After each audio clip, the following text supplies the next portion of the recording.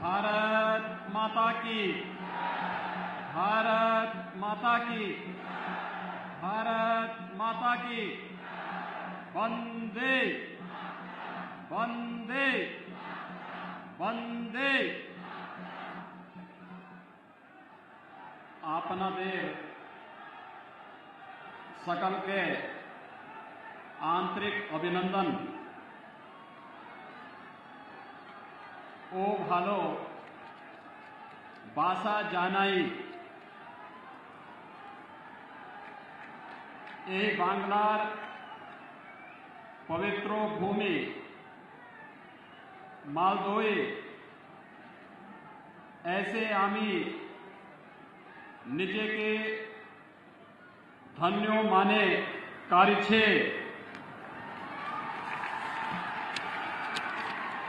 धरा और महान क्रांतिकारी नेताजी सुभाष चंद्र की इस पावन धरती के साथ ही भारतीय जनसंघ के संस्थापक अध्यक्ष डॉक्टर श्यामा प्रसाद मुखर्जी की इस पावन भूमि को मैं कोटि कोटि नमन करते हुए आप सभी का हृदय से मैं अभिनंदन करता हूं।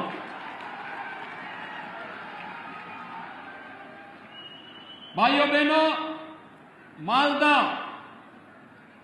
भारत की सनातन संस्कृति की भूमि है और भारत की सनातन संस्कृति की इस भूमि को कोटि कोटि नमन करते हुए आज मैं अपने आप को सौभाग्यशाली मानता हूं कि मुझे इस परिवर्तन यात्रा में आपके साथ सहभागी बनने का अवसर प्राप्त हुआ है।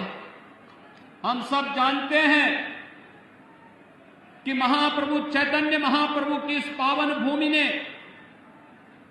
पूरे भारत के अंदर वैष्णव परंपरा का प्रचार प्रसार करने में जिस बड़ी भूमिका का निर्वहन किया, यह भूमि वैष्णवपाद के महान ध्वजाधारी गौरी वैष्णव जीवा गोस्वामी देवा जी की जन्म देने वाली भूमि भी है। स्वाभाविक रूप से बंगाल भारत के सांस्कृतिक राष्ट्रवाद की धरती रही है, भारत के स्वाधीनता आंदोलन की क्रांति की धरती रही है। लेकिन आज जब बंगाल के अंदर अराजकता और बंगाल के अंदर बदहाली की स्थिति को हम सब देखते हैं तो पूरे देश को पीड़ा होती है और इसीलिए भारतीय जनता पार्टी का राष्ट्रीय नेतृत्व और एक एक कार्यकर्ता प्रत्येक बंगाली भाई और बहनों के साथ जुड़ने के लिए आया है कि हमें एक बार फिर से बंगाल की पहचान को पुनर्स्थापित करके बंगाल के माध्यम से एक नए परिवर्तन को आगे बढ़ाना है। भाइयों बहनों, बंगाल हमेशा से परिवर्तन की धरती रही है। याद करिए, जब देश के अंदर स्वाधीनता की अलग जगानी थी तो बंकिम चंद्र चट्टोपाध्याय ने इसी धरती से वंदे मातरम का उद्घोष किया था।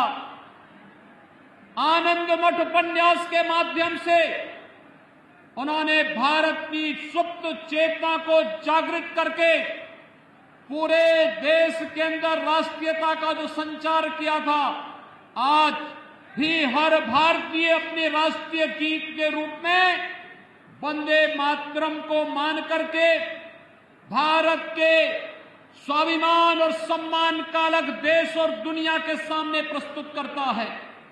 ये धरती गुरुदेव रविंद्रनाथ टैगोर की धरती है, जिसने भारत को भारत का राष्ट्र ज्ञान भी दिया और राष्ट्रगान के साथ ही इस धरती से ही हम सब जानते हैं कि यही वह धरती है जिसने साहित्य के क्षेत्र में भारत का पहला नोबेल प्राइज भी भारत को देने का कार्य किया था गुरुदेव रविंद्रनाथ टैगोर की उस अमर कीर्ति गीतांजलि के माध्यम से। लेकिन आज बंगाल कहां चला गया है? कभी भारत को नेतृत्व देने वाला, भारत को एक नई दिशा देने वाला बंगाल आज कहां पर है? आज यहां पर गरीबी है, आज यहां पर बदहाली है, आज यहां पर अराजकता है, आज यहां पर सत्ता प्रायोजित अपराध और आतंकवाद न केवल यहां की सुरक्षा के सामने गंभीर संकट खड़ा कर रहा है, बल्कि देश की सुरक्षा को भी चुनौती देते हुए दिखाई देता है। आज बंगाल में केंद्र सरकार की कल्याणकारी योजनाओं को लागू नहीं करने दिया जाता है और आज बंगाल के अंदर एक तरफ यहां पर जिस बंगाल ने आदिशक्ति मां भगवती दुर्गा के अनुष्ठान का श्री गणेश करके पूरे देश के अंदर शक्ति का एक नया संचार किया था, आज उस बंगाल के अंदर दुर्गा पूजा पे प्रतिबंध लगाया जाता है। ईद में जबरदस्ती गौ हत्याएं प्रारंभ कराई जाती हैं और साथ साथ यहां पर तस्करी और गौ तस्करी के माध्यम से यहां की भावनाओं के साथ खिलवाड़ करने का कार्य किया जाता है। यहां की सरकार मौन बनी रहती है।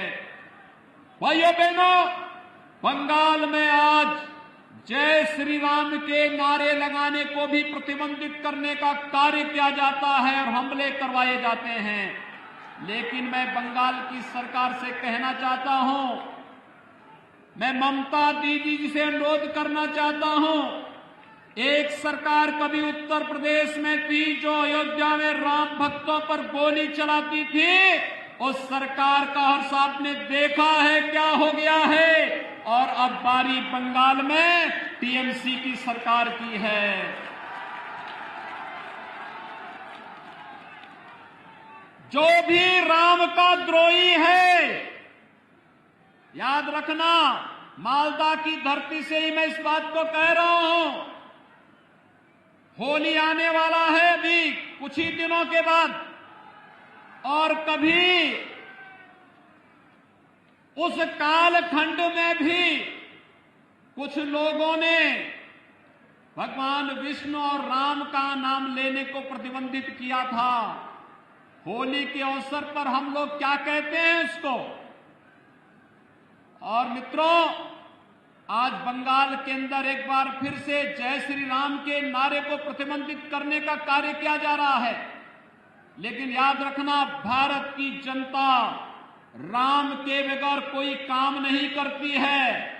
जब आपस में मिलती है तो राम राम कहती है, घर में कोई काम होता है तो राम नाम का जप करती है, और जब किसी परिजन की अंतिम यात्रा भी निकालती है तो फिर राम नाम सत्य है के साथ ही उस यात्रा को भी आगे बढ़ाने का कार्य करती है। राम के बगैर भारत का कोई काम ही नहीं, और जो रामद्रोही हैं उनके अभी भारत में कोई काम नहीं, बंगाल में कोई काम नहीं। ये संकल्प हम सबको लेकर के चलना है। और मैं यही पूछना चाहता हूं टीएमसी की सरकार से कि आपको राम भक्तों पर तो कोई रहम नहीं, लेकिन बंगाल के अंदर अराजकता पैदा करने वाले लोगों के साथ आखिर टीएमसी की कौन सी दोस्ती और कौन सी गठबंधन है जिसके कारण वह बंगाल की पूरी व्यवस्था को बदलने पर उतारू हो गए हैं। ये आत्मघाती कदम बंगाल की धरती से क्यों? मित्रों, जब देश के यशस्वी प्रधानमंत्री मोदी जी पाकिस्तान, बांग्लादेश और अफगानिस्तान के पीड़ित और प्रताड़ित हिंदुओं, सिखों, बौद्धों, जैनियों, ईसाइयों, इन सब के संरक्षण, इनको सुरक्षित ठिकाना देने के लिए एक कानून बनाते हैं और उस कानून को भारत के अंदर लागू करते हैं, तो बंगाल में हिंसा क्यों होती है?